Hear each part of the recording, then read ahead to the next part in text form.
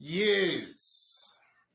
Some few months ago, almost all opinion polls were indicating William Ruto was comfortably on the lead, assuming a presidential election was to be done. That was some few months ago. And William Ruto was using the polls to intimidate his opponents by reminding them that he was very much ahead in the lead, and even if his opponents were all to combine efforts, they could still not beat William Ruto. William Ruto was doing that using the polls. And he has been using the Star magazine to also actually perpetuate that intimidation against his opponents. And some of his close associates, the likes of Boni and Wale, the likes of Millicent Omanga, were actually chest thumping using the polls. And through their social media accounts, they were constantly posting those opinion polls. As I talk right now, almost all the non-credible polls are all indicating Raila on the lead. William Ruto is now crying foul that the polls have been compromised to put Raila on the lead, and is succeeding into brainwashing his supporters to actually also believe that the polls have been compromised. So William Ruto does not believe in the opinion polls as of now. But initially, some few months ago, he was believing in the opinion polls. So today, Media Council has released a very interesting press release. Media Council did a survey. So I don't know whether William Ruto will also say that they've been compromised. Media Council did a survey among their journalists, and the results are very interesting. And in this video, I want us to have a look at the results, after which, as usual, we are just going to dissect it, or rather to dissect the results to see exactly what they mean politically. But before we do that, if you are watching us for the very first time, kindly subscribe. About 2 days ago now, Tifa research firm released an opinion poll that indicated that if an election was to be done, a presidential election, Raila would win the presidency. William Ruto rubbished that. Today, InfoTrack Harris, another pollster, also released an opinion poll indicating that if an election was to be done, a presidential election, Raila would win. And in this case of Harris, InfoTrack Harris, Raila would win even with a bigger margin compared to that of Tifa. And I know William Ruto will also rubbish that. So let's leave alone the pollsters. Let's now come to the Media Council of Kenya. Media Council of Kenya made a press release today. Media Council of Kenya press release, Wednesday 13th, July 2022. Ruto receives most coverage as journalists disavow his frequent intimidation. Media Council of Elders is saying that William Ruto is being given more coverage than any other presidential candidate. And from that mention, they are also saying William Ruto is, a majority of journalists feel William Ruto is intimidating them. And let's jump to a paragraph I feel is more relevant to our discussion here, because it's a long press release and we cannot read the whole of it. Let's jump to this paragraph. Meanwhile, most journalists feel safer and comfortable working with Raila's Azimio la Umoja coalition than Ruto's Kenya Kwanza.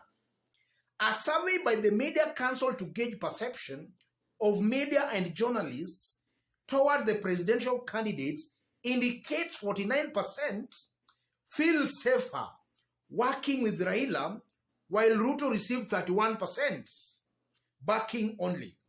17% felt comfortable covering Ruto's parties, Wajakoya.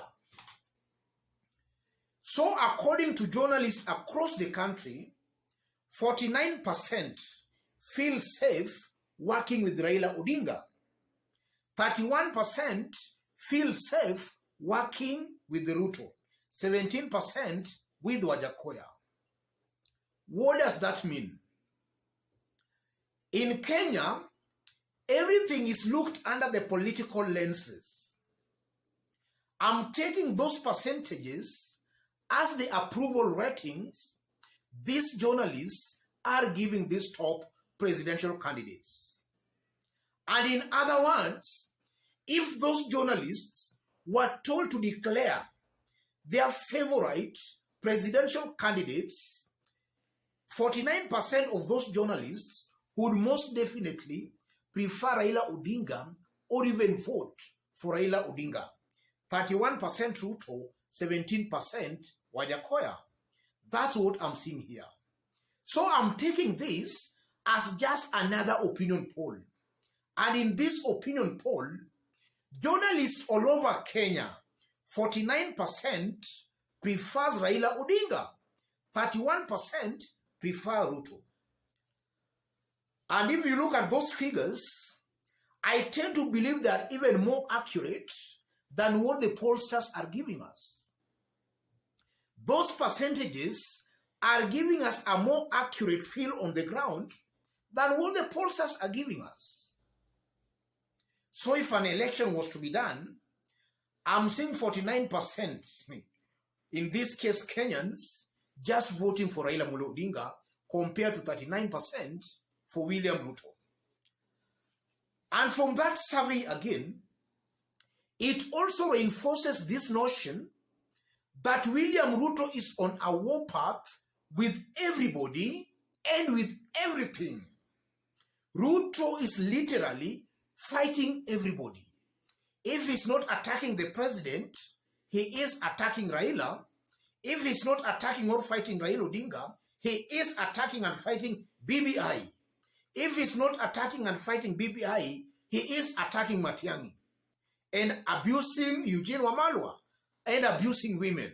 If he's not abusing women, he's abusing the media. And from that survey again, those journalists are just confirming that William Ruto has been intimidating them. So it's true, William Ruto is on a warpath with everybody and with everything around him. This is a man who needs some help. William Ruto has got some problems. He has got some anger issues. That's what this Media Council of Kenya are just confirming to us from that survey. And I take this survey by Media Council of Kenya seriously because they have been also doing some surveys on the kind of coverages these top presidential candidates have been getting, and their surveys are always very accurate. And I'm taking this survey amongst their journalists as also accurate.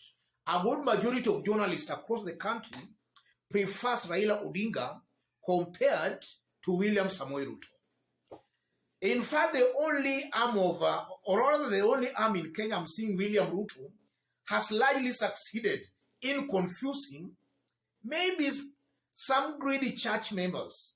Yeah, it's only some greedy church members and some church ministers who are singing William Ruto's praises. And it's also very interesting that an institution like a church can actually stoop too low to sing praises of a person who has actually been accused of some serious ills to the society. As I conclude, ladies and gentlemen, that survey by Media Council of Elders also just confirms, just as I've said, that if an election was to be done today, Raila Odinga would actually win. That's what that poll or that survey is just confirming. because that confidence or that intimidation, those the survey is actually telling us, if a journalist supports Raila or prefers voting for Raila, he'll definitely say he feels safer with Raila. If he prefers Ruto, he will definitely say he feels safer working with Ruto. So in a nutshell, that's just another clever survey gauging the popularity of these presidential candidates.